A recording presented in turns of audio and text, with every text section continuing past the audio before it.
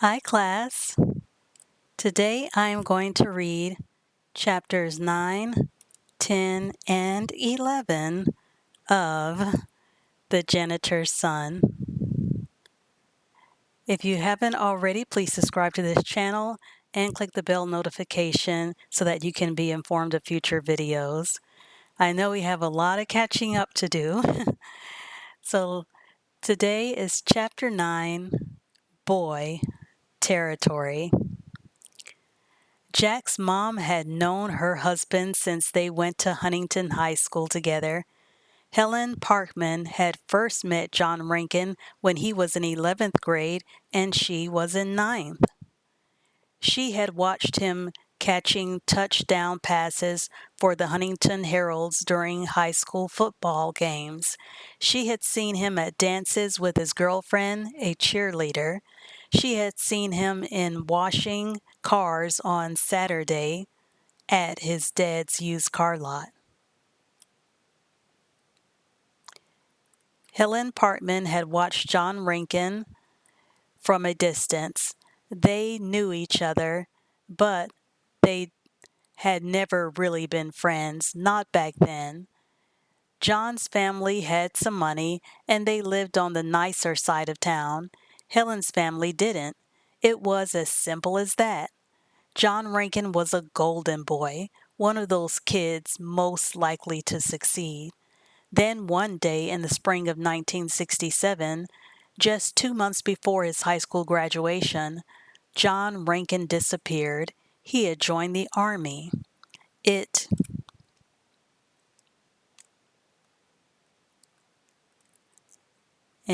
Please have patience with me because I have a new way of using my mouse, and it may take me just a moment to turn the pages. Okay. It made quite a stir at Huntington High School. A lot of boys were getting drafted into the Army because it was the middle of the Vietnam War, but no one was signing up for military service on purpose, not the infantry, and not for a 4-year hitch. John had just turned 18. He had been accepted at a good college, and he might not have had to go into the service at all. There were savage pictures of the war on the evening news every day. It seemed like you'd have to be crazy to join the Army. It was a mystery back then. Why did he leave? When had he come back? How did he end up as the janitor at the high school? Now Helen Rankin knew all the hows and whens and whys. Now she understood, and it all made perfect sense in the flow of her husband's life in the long view. But how could she help an 11-year-old understand all that? And how could she help her husband not feel hurt to learn that Jack was embarrassed, ashamed to have his classmates know his father was the school janitor? Helen Rankin was a strong person. She had taken courses at the local junior college, and now she worked as a paralegal secretary for the town government. She had the respect of her coworkers.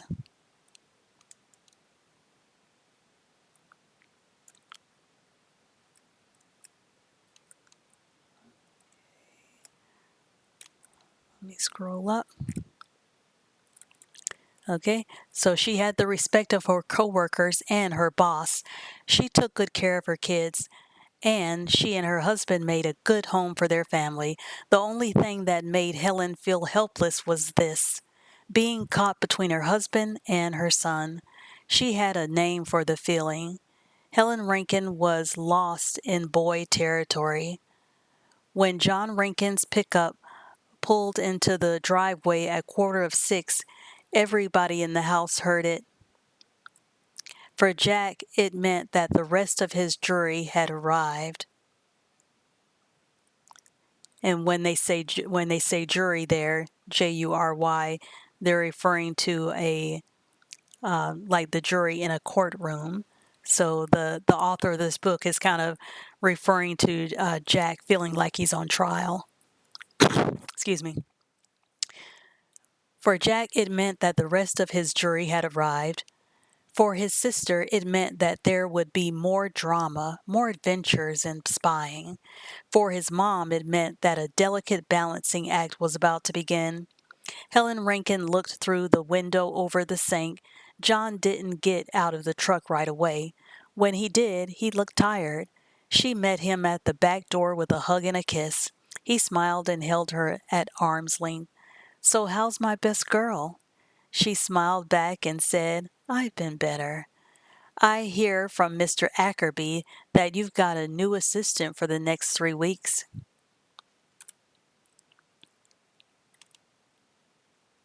Okay, let me scroll up.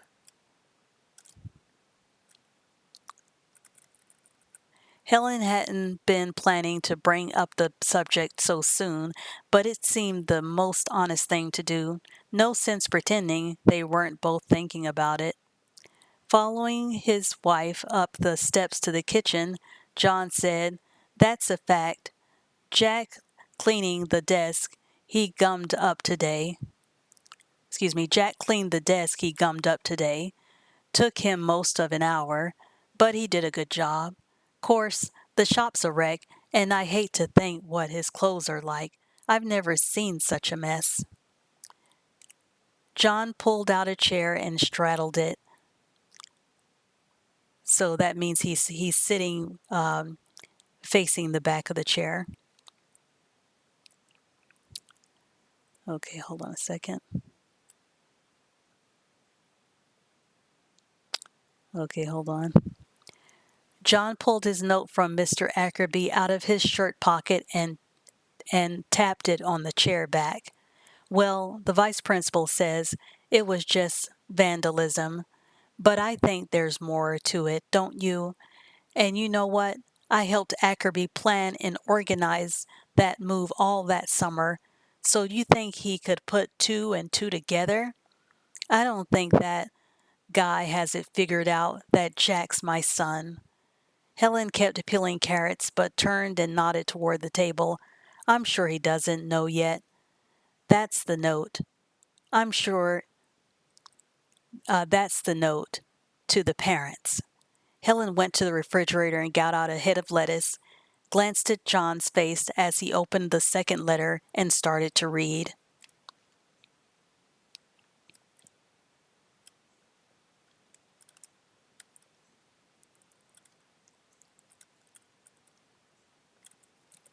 Turning back to the sink, she kept her voice and asked, "What do you think? Is Mr. Ackerby right?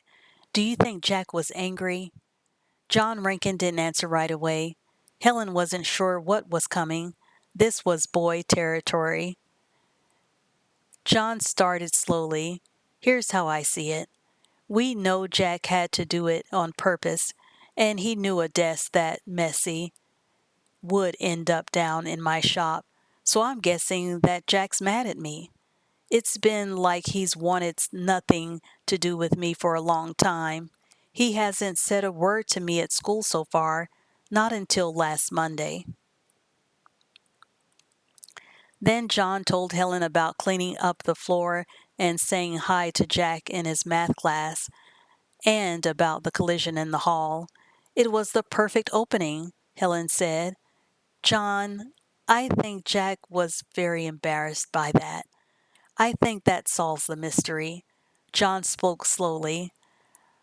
"I know he was embarrassed by that fall in the hallway, but you mean he was embarrassed about me, right?" Helen nodded. There was an awkward silence. John said, "Makes sense. Smart, good-looking kid, and his old man's the janitor." Another silence. Okay. Hold on a second. Let me scroll to the top of the page.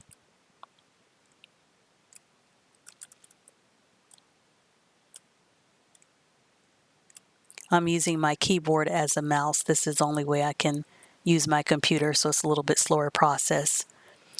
Then John said, and thanks to Ackerby now, Jack's a janitor too. John Jr., the little janitor. He's really going to hate me now. Helen turned around and said, "It'll all work out. You know, Jack could never hate you, John." John shook his head. "You'd maybe think different if you'd seen what he did to that desk." With some bitterness in his voice, he added, "Of course, Jack doesn't stop and remember that he's never gone to bed hungry in his life, and that when he needs a new pair of shoes, there they are, just like magic. He's happy to have the money I make by cleaning up after people, isn't he?" And that's what I was mentioning earlier, that Jack's father, Jack's dad, is a janitor, but and Jack is embarrassed by that, but he's benefiting from the money that his dad is making. He has food to eat and clothes on his back and a place to stay. And that's what his dad is trying to get him to understand. Okay. John stood up stiffly and walked to the side window. After a minute, he said, "But there's no use getting mad about it. I just wish I knew what to do." Helen wished the same thing. She said, "Well, you're going to see a lot more of each other during the next 3 weeks. It'll work out all right. I'm sure it will." John Reagan hoped she was right. Okay.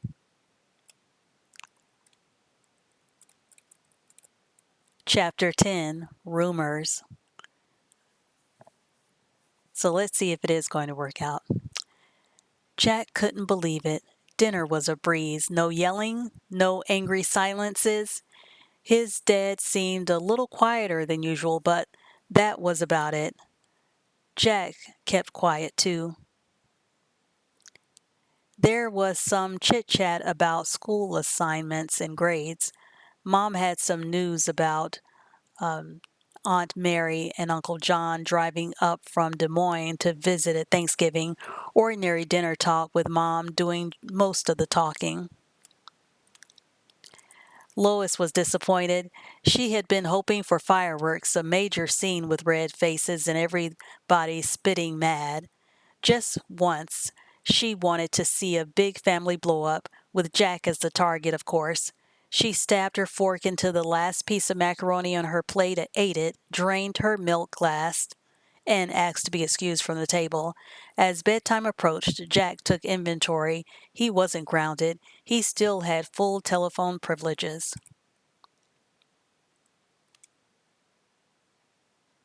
Okay, let me scroll up.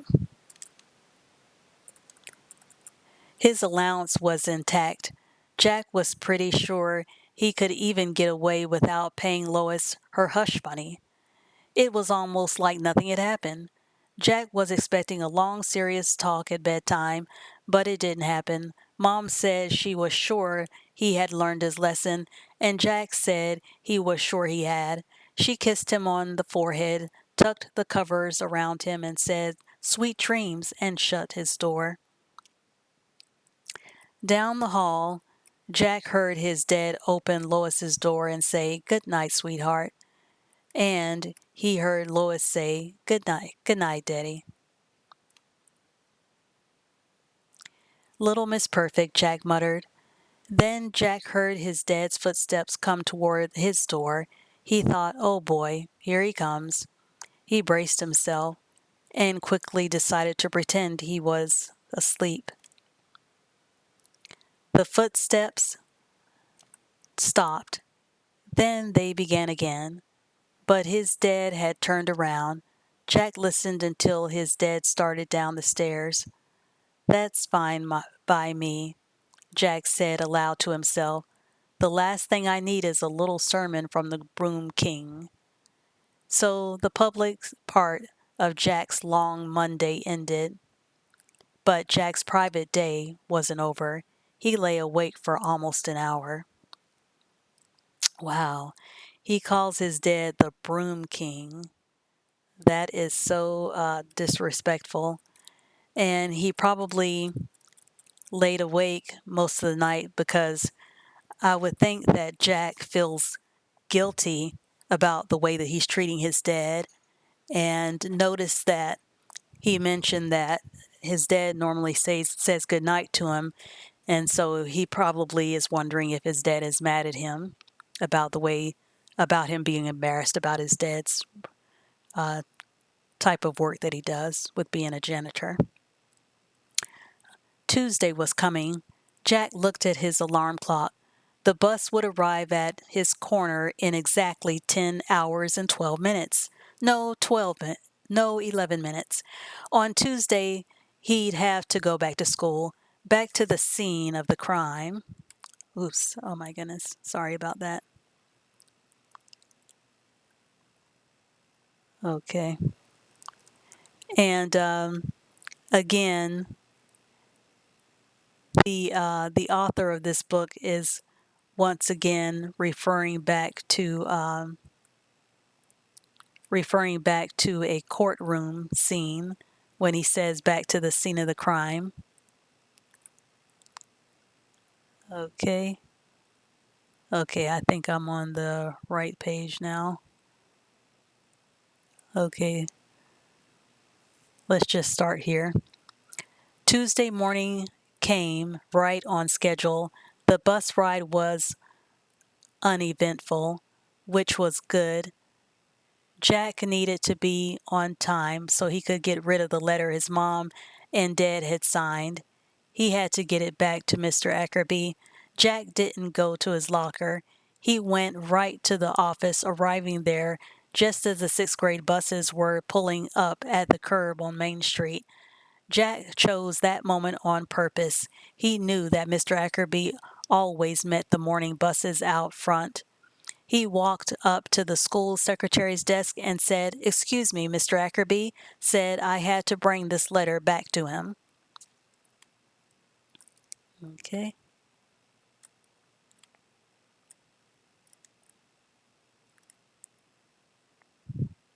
Don't you remember the times when you had to return a letter back to the front office and you hated to do that because you knew that you would be in trouble? Okay. He walked up to the Okay, Mrs. Carter looked up from her computer screen, and her eyes flickered as she recognized him. Oh yes, Jack Rankin just blushed a little. She looked him in the face, trying to connect the story she'd heard with this polite young man standing in front of her desk. He certainly didn't.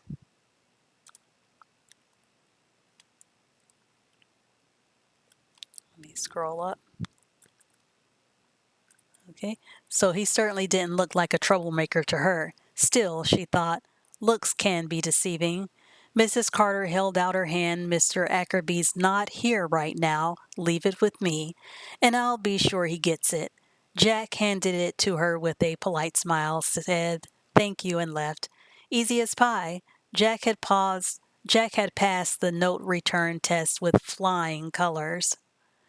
It wasn't that he was afraid to meet up with Mr. Ackerby again. Jack just didn't see what good it would do. They would meet again, guaranteed, and whenever that was, that would be soon enough for Jack. So it seems like Jack kind of got a break there. He was able to leave the note with Mrs. Carter instead of having to give the note directly to Mr. Ackerby. A school is like a small town. Even ordinary news travels fast, but a really juicy story that involves crime and punishment can easily hit speeds of 1 or 200 mouths an hour, not miles an hour, mouths an hour, meaning people uh, saying their own version of what happened. By 8:45 on Tuesday morning, the legend of Jack the Gummer was just hitting warp speed. Jack's best friend was Pete Ramsey. The spelling of their last names had kept them sitting next to each other almost every year since kindergarten. This year, they had the same homeroom. Okay, let me scroll up. And their lockers were side by side. Jack had just pulled open the metal door when he noticed Pete. Pete had recently started wearing cologne, and Jack could always tell when he was in the area. Today, Pete was also chewing gum, juicy fruit, Jack said to himself. Without looking around, Jack said, "Hi, Pete." There was no answer. Jack turned, and Pete was there, but he was just staring at him, his mouth open, gum on his tongue. Pete said, "What are you doing here?" Standing at my locker, asked Jack. "Is that the answer? Do I win the big prize?" Pete was serious. "I thought you got expelled." "Expelled?" said Jack. "What for?" "For swearing at Mr. Pike during chorus and then sticking gum all over Mr. Ackerby's desk. Did you call Mr. Pike names or what?" Jack said, "Who told you all that?" "It's everywhere," said Pete. "I heard it waiting in line down at the school store." "Well, it's not true," said Jack. "All I did was stick a bunch of gum on the bottom of a folding desk. One desk. I got caught. And now I have to stay and clean off gum after school, that's all." Pete said, "No swearing?" "None," said Jack. Just a second, let me scroll up. "No big fight with Mr. Ackerby?" Jack shook his head. "Nope. He yelled at me, and he sent a note home to my folks, but I'm not even grounded." The facts were pretty boring, and Pete lost interest immediately. As he began to dial his combination, meaning the combination to his locker, he shrugged. Then he said, "Hey, Little League registration is at the new high school gym this Saturday. You going?" Jack leaned against the lockers and listened to Pete. He said, "Uh-huh," and nodded at the right moments, but he was thinking about the outrageous rumors. Okay. Then, above Pete's chatter, Jack heard Luke using his best stage voice. Luke said, "Hey, Kirk, look who's here. It's Gumbo." Kirk Dorfman's locker was across the hall. Kirk walked over and Luke followed along. Kirk said, "Yeah, you're right. It's Gumbo, son of Scumbo, the janitor." "So how's it going, Gumbo?" Pete stepped between Jack and Kirk, his shoulders squared and fists clenched. With a sneer, he said, "Hey, look, Jack. It knows how to talk. I think its name is Tommy Polo Nautica. Run along now, Tommy Polo Nautica. You might get your nice yellow jacket all messed up." Just a second, let me scroll up.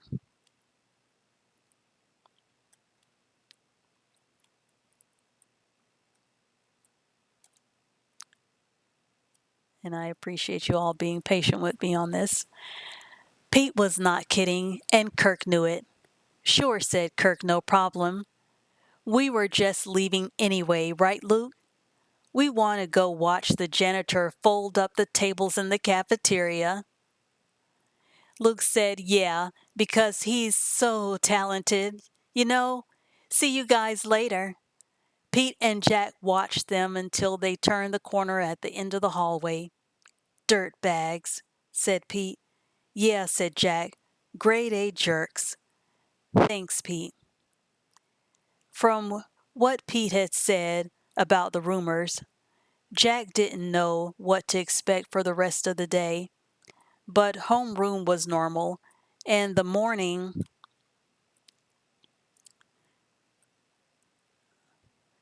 classes too. Every once in a while, Jack would notice a kid looking at him curiously. But when the rumor says you're expelled, and you clearly are not expelled, reality wins.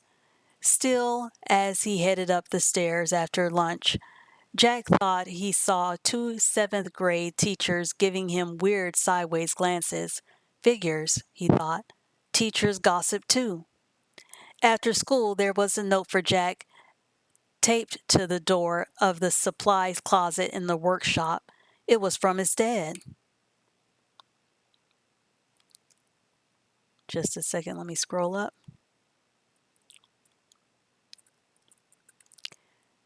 Jack, start on the tables and chairs in the library today. Mrs. Stokely is usually there after school, but if she's not, you can find Lou down near the auditorium, and Arnie is sweeping on 2 and 3. I'll be fixing a toilet up on 4 if you need me. Dad. Oops. So when he says 2 and 3, then he's talking about the floor numbers that they're going to be working on. Toilets, thought Jack. Great. My dad's in the toilet repair business. Jack pushed the door open and went into the supply closet. First, he got a fresh roll of paper towels. The putty knife, the solvent, and the rubber gloves were right where he had left them. Today, he planned to use the rubber gloves. Then he remembered his dad had said to use a bucket to carry stuff around. Why not? Jack thought, after all, he's the big expert. Jack turned around to look on the other side of shelves. There were wet mop heads and dust mop heads, mop wringers, handle setups, big cans of liquid wax, 2-gallon bottles of ammonia, but no buckets. Jack pulled the door out of the way and found what he needed. 2 stacks of buckets, metal and plastic. Glancing up, Jack saw a gray wooden cabinet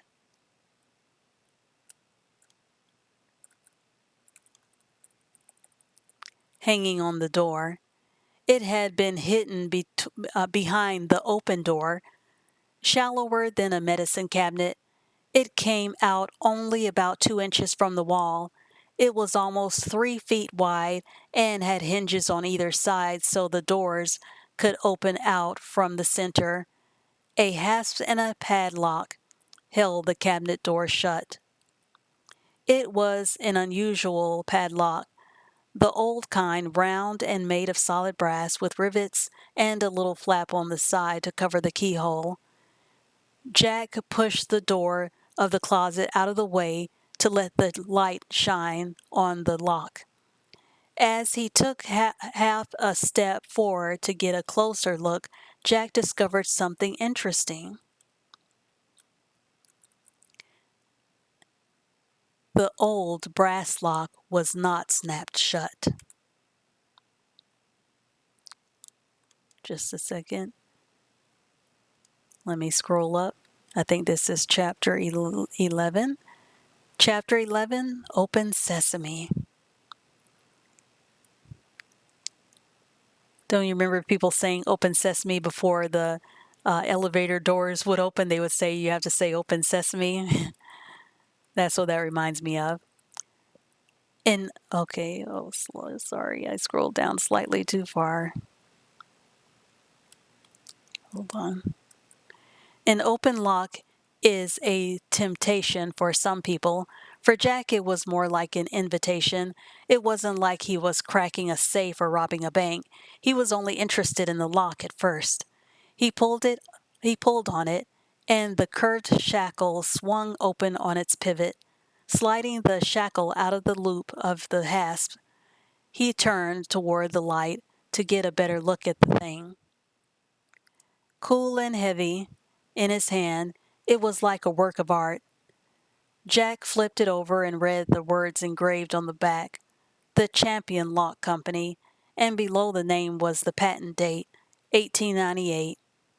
It was the kind of lock that stirs the imagination.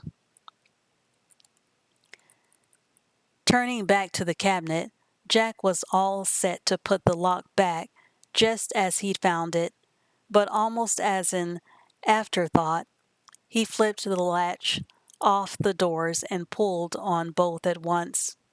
There was a soft jingling, and as the doors opened wide, so did Jack's eyes and mouth.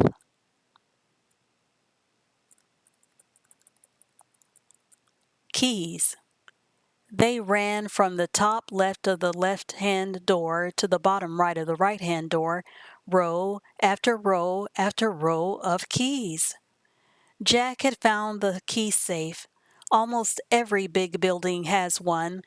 The cabinet held long rows of nails, spaced far enough apart so keys could hang side by side and top to bottom without bumping. Each nail was tilted slightly upward so the keys would not fall off as the doors were opened and closed. Each nail held at least one key, and some held as many as 10 or 12 in little brass and silver stacks. On top of each pile, there was a small round identification tag. Jack's eyes roamed over the stacks of keys, read. Jack's eyes roamed over the stacks of keys, reading the tags RM227, RM228. So the RM stands for room. And so on. Boys' locker, room, art supply, closet, caft, meaning cafeteria, freezer, main office. Every classroom, every closet, every washing room, every office, every desk and cabinet and cupboard in the old high school had a lock. And every lock had a key, and every key was right there, staring Jack Rankin in the face.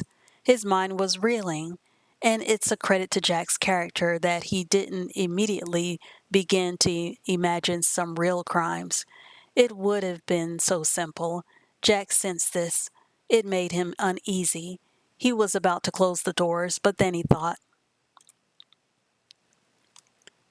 give me just a moment to scroll up. Hey, wait a minute. I'm like a janitor now, right? And the janitor can have any key he wants. I'll just consider this a little present from Ackerby and dear old Dad. Stepping in closer, Jack looked over the key tags again. Down near the lower right-hand corner, he saw two stacks of keys side by side. One was labeled Bell Tower. The other was labeled Steam Tunnel. For Jack, these labels didn't suggest the chance to steal something, the chance to look up answers in a teacher's textbook, the chance to mess with the principal's computer or goof up the clock and bell system. The attraction of these particular keys was much more powerful. Let me scroll down. These keys suggested adventure. Bell Tower. No secret there. The tower on the high school ruled Huntington's tiny skyline, and finding it would be easy. Just keep going up. But steam tunnel? That was different. That was a mystery. Jack thought, what the heck is a steam tunnel anyway? And where would I look for one? And if I found it, where would it go? Carefully, suddenly, alert to each small sound, Jack hooked the padlock onto the belt loop of his jeans. Then he used both hands to lift the stack of tower keys off its nail. There were 7 keys in all, each one stamped with the number 501. Jack. Okay, hold on. Let me scroll up.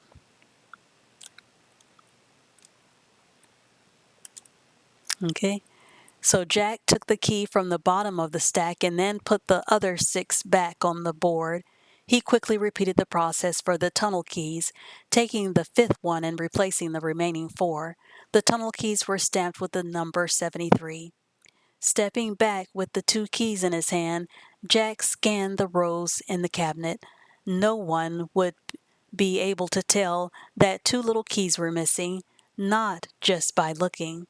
It was like borrowing two pebbles from a beach. Borrowing, Jack said to himself, not stealing. Footsteps on the metal stairs, coming down into the shop. Jamming the keys into the front pocket of his jeans, Jack closed the cabinet quickly, trying not to make anything jangle. He pulled the padlock from his belt loop and set it back in place, almost shut, just like it had been. Grabbing a plastic bucket from the stack, he bumped into the metal pails on purpose. He tossed the can of Offit and the putty knife noisily into his bucket, grabbed the towels and gloves, and went out through the supply closet door just as Arnie reached the bottom of the stairs. "Hey, hi, Arnie," he said, smiling. His heart was pounding. "Hey, Jack. Heard that I'd be seeing you around."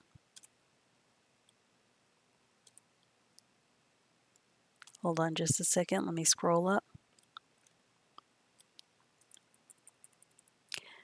Got stuck with a little project, right? Arnie was a big joker, and he found himself very easy to amuse. He was a heavy-set guy, and going up or downstairs made Arnie's face match his red hair and freckles. Laughing turned him a shade or two deeper. That much red made a striking contrast to the green collar of his work shirt. Jack laughed too, mostly from relief. He was glad it hadn't been his dad coming to the shop. His dad might have noticed his uneasiness. Jack was not a good liar, and he felt like he was telling a lie by trying to act normal as he headed toward the stairs. Let me scroll down. "That's a good one, Arnie. Yeah. I'm stuck all right. Well, gotta get to work. See ya." As Jack took the steps two at a time, Arnie said, "Yep, time to double your pleasure. Hey, Jackie." But Jack was up the stairs and into the hallway, and Arnie was left laughing all by himself.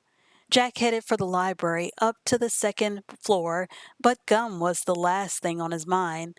Swinging the bucket of supplies in his left hand, he reached into his pocket with the other one. Key number 501, key number 73. He wasn't Jack the Gummer. He wasn't Jack the janitor's son. He was Jack the Explorer. Today, the tower. Tomorrow, who knows? Just a second, let me scroll up. We are learning more and more about this situation. Okay, and that is the end of chapter 11. So I'm looking forward to beginning of chapter 12 called Chewology. I never heard that word before, chewology. I guess that's a new word that the author has come up with because they're kind of sticking with this gum theme here. This book is becoming more and more mysterious, so I'm really curious as to find out what is going to take place with all these keys going on here. And Jack thinks that he has gotten away with something as he has taken two keys and he's calling it anything but stealing is actually what he's done. So I think he's going to get in trouble. If you want to find out more about what's going to happen next, tune in next time for chapter 12, Chewology, for more of the janitor's son. If you haven't already, please click like on this video. It really helps the channel out. Also subscribe if you haven't already. And I look forward to seeing you all next time. I thank you for watching, and please share this video in your social media. See you all next time, Lord willing. Bye.